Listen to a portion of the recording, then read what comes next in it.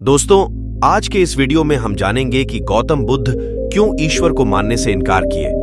दोस्तों, आपके दिमाग में भी कभी ना कभी यह सवाल जरूर आया होगा कि ईश्वर है या नहीं। तो चलिए जानते हैं आज की इस कहानी के माध्यम से बुद्ध ने क्यों कहा कि ईश्वर नहीं है। दोस्तों, गौतम बुद्ध अपने जीवन काल में अपने प्रवचनों से मानव जीवन में क्रांति लाई थी और हम जानते भी हैं कि गौतम बुद्ध की बातों में जीवन जीने की कला की चाबी छुपी हुई है। उनके जीवन में घटित हुई घटनाओं से बहुत कुछ सीखने को मिलता है। ऐसे ही एक घटना के बारे में आज मैं आपको बताऊंगा। गौतम बुद्ध के समय में एक सवाल उनसे अक्सर पूछा जाता था। दोस्तों, आज के इस वीडियो में हम जानेंगे गौतम बुद्ध क्यों ईश्वर को मानने से इनकार किए कि ईश्वर है या नहीं। और हर बार बुद्ध एक अलग जवाब देते थे। ईश्वर के बारे में पूछा गया। यह सवाल आज भी पहेली है और बुद्ध के समय में भी पहेली ही था। लोगों ने यह सवाल कई बार बुद्ध से पूछा, लेकिन बुद्ध कभी भी इसका सही जवाब नहीं दिए। एक बार की बात है, एक ज्ञानी पंडित गौतम बुद्ध का प्रवचन सुनने आया करता था और वह पंडित उनकी बातों से सहमत भी था। वह मानता था कि गौतम बुद्ध एक ज्ञानी पुरुष हैं। एक बार बुद्ध ध्यान की मुद्रा में बैठे हुए थे और वह व्यक्ति उनके पास गया और उनसे पूछा कि बुद्ध, कृपया आप मुझे बताएं कि ईश्वर है या नहीं। मेरी आपसे प्रार्थना है कि आप मेरे सवाल का मुझे सही जवाब दें। बुद्ध के बारे में यह कहा जाता है कि वह कभी भी किसी भी प्रश्न का सीधा जवाब नहीं देते थे। उनके हर जवाब में रहस्य भरा होता था।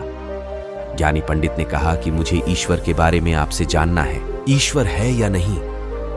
बुद्ध उसकी बात सुनकर मुस्कुराए और फिर पंडित से बोले, ठीक है। गौतम बुद्ध ने कहा कि मैं तुम्हारे सवाल का जवाब जरूर दूंगा, लेकिन उससे पहले मेरे कुछ प्रश्नों का जवाब आप मुझे दे दो। पंडित ने कहा, मैं बिल्कुल आपके प्रश्नों का जवाब दूंगा। आप कृपया प्रश्न पूछे। बुद्ध ने कहा कि क्या तुम सूर्य को मानते हो? पंडित ने बुद्ध की तरफ देखा और कहा कि यह किस प्रकार का प्रश्न है? मैं छोटा बच्चा हूं। आप जो मुझसे बच्चों वाला प्रश्न पूछ रहे हैं, सूर्य तो साक्षात प्रकट होता है और पूरी दुनिया को रोशनी देता है। धरती पर रहने वाले हर जीव को सूर्य से ऊर्जा प्राप्त होती है। सूर्य को तो हम रोज ही देखते हैं। बुद्ध ने उनसे कहा कि ईश्वर के होने के बारे में प्रश्न कहां से आया, क्योंकि जिस प्रकार सूर्य हमारे सामने है, उसके होने का कोई प्रश्न नहीं होता। तब ईश्वर के लिए यह सवाल क्यों उठा? ईश्वर को मानने की क्या आवश्यकता है? इसका मतलब तो यह हुआ कि आपके मन में कहीं न कहीं ईश्वर के प्रति संदेह है, क्योंकि ईश्वर सूर्य की तरह आपके सामने नहीं है। आप ईश्वर को भी बुद्धि से ढूंढने के लिए निकले हो और बुद्धि केवल उन्हीं बातों को मानती है जो उसके सामने दिखाई देता है, और ईश्वर कभी भी आपको प्रत्यक्ष रूप में सामने दिखाई नहीं देगा। अगर दिख जाए तो वह ईश्वर नहीं होगा। गौतम बुद्ध ने कहा कि तुम ईश्वर को मानते हो या नहीं। असल में यह प्रश्न ही गलत है, और गलत प्रश्न का सही उत्तर कैसे दिया जा सकता है? इसलिए अगर इस गलत प्रश्न के पूछे जाने पर और अगर किसी के उत्तर दिए जाने पर, तो वह उत्तर भी इस प्रश्न की तरह ही गलत होगा। पंडित बुद्ध की बात सुनकर थोड़ा भ्रमित सा हो गया। उसने कहा कि बुद्ध, आप किस तरह की बातें कर रहे हैं? मुझे कुछ समझ नहीं आ रहा है। बुद्ध ने कहा, अगर मैं तुम्हें सीधे शब्दों में बताऊं तो इसका मतलब यह है कि ईश्वर को माना नहीं बल्कि जाना जा सकता है। अगर तुम मुझसे यह प्रश्न करते कि मैं ईश्वर को जानना चाहता हूं, तो मैं तुम्हारी मदद कर सकता था। और जिस दिन तुम ईश्वर को जान जाओगे, उस ईश्वर की व्याख्या तुम सीधे कभी नहीं कर पाओगे। लेकिन लोगों को ईश्वर के दर्शनों का स्वाद चखने में मदद जरूर कर सकते हो। तुम कभी अपना अनुभव किसी को दे नहीं सकते हो, लेकिन किसी को अनुभव कराने में सहायता जरूर कर सकते हो। दोस्तों, आपने बुद्ध के जीवन की कितनी कहानियां, किस्से सुने होंगे। वहां आपने देखा होगा कि बुद्ध ने कभी भी ईश्वर के बारे में स्पष्ट नहीं कहा, और इसकी वजह से कई बार बुद्ध के ऊपर उंगलियां भी उठी। लोगों ने यहां तक कहा कि बुद्ध कुछ भी नहीं जानते, क्योंकि बुद्ध इस तरह के प्रश्नों का ठीक से उत्तर कभी नहीं देते थे। गौतम बुद्ध इस तरह के प्रश्नों से हमेशा बचा करते थे, क्योंकि ईश्वर और आत्मा के संबंध में कोई उत्तर दिया ही नहीं जा सकता है, और अगर कभी देना भी पड़े तो वह उदाहरण के माध्यम से उसे समझाने का प्रयास करते थे, क्योंकि ईश्वर और आत्मा के संबंध में कोई उत्तर दिया ही नहीं जा सकता है।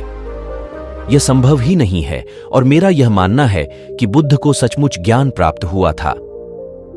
वह उस ईश्वर का अनुभव कर चुके थे और कोई भी व्यक्ति जो इस अनुभव को प्राप्त कर चुका हो वह कभी भी ईश्वर के बारे में या ज्ञान के बारे में सीधा सीधा कभी नहीं बताता। वह आपके प्रश्न को बीच में ही लटका देता है क्योंकि वह चाहता है कि आप उसका स्वाद खुद चखें। गौतम बुद्ध ने कभी वह गलती नहीं की जो आज के कुछ धर्मगुरु कर रहे हैं। कहने का मतलब है कि जितने भी ज्ञानी पुरुषों ने ईश्वर के बारे में स्पष्टीकरण किया, उनके अनुयायियों ने उनके धर्मगुरुओं द्वारा ईश्वर के बारे में कही हुई बातों को मान लिया और अपने अलग अलग समुदाय बना लिए।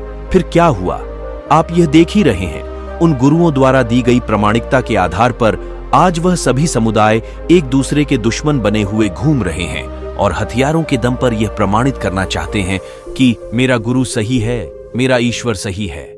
वह लोग यह कहते हैं कि तुम अपनी ईश्वर को छोड़ो और हमारे ईश्वर को मानो, क्योंकि हमारा ईश्वर सत्य है। अगर कोई व्यक्ति ईश्वर की सीधी व्याख्या कर देगा तो अज्ञानियों की भीड़ उसकी बातों को मान लेगी। वह भी ईश्वर का अनुभव कभी नहीं करेगी। वह भीड़ तो केवल आपकी कही गई बातों के आधार पर किताबें लिख देगी और हाथ में तलवार लेकर चल पड़ेगी कि हम अपने समुदाय को बढ़ाएंगे, अपने धर्म को बढ़ाएंगे, प्रचार प्रसार करेंगे। शायद बुद्ध इस बात को जानते थे, इसीलिए उन्होंने कई बार ईश्वर के वजूद को भी नकारा। इनकार इसलिए किया कि आपकी प्यास और गहरी हो सके, आप उसको जानने के लिए उतावले हो जाए। अगर बुद्ध ईश्वर के बारे में सीधे सीधे कह दे तो भीड़ आसानी से उनकी बात मान जाएगी और ऐसे ही हमने धरती पर ना जाने कितने ही ईश्वर और भगवान को जन्म दे दिया है। ऐसा लगता है कि ईश्वर ने मनुष्य को नहीं बनाया बल्कि मनुष्य ने ईश्वर को पैदा किया है। तो दोस्तों, गौतम बुद्ध की कहानी से हमें क्या शिक्षा मिलती है कि भगवान को मानना नहीं बल्कि जानना चाहिए और उसका अनुभव लेना चाहिए। ईश्वर को जानने के लिए सिर्फ एक ही रास्ता है और वह है ध्यान। ध्यान में जितनी गहराई से जाओगे उतना ही तुम्हारा ईश्वर के प्रति अनुभव होता चला जाएगा और तुम्हारे सभी प्रश्नों के उत्तर भी तुम्हें मिल जाएंगे।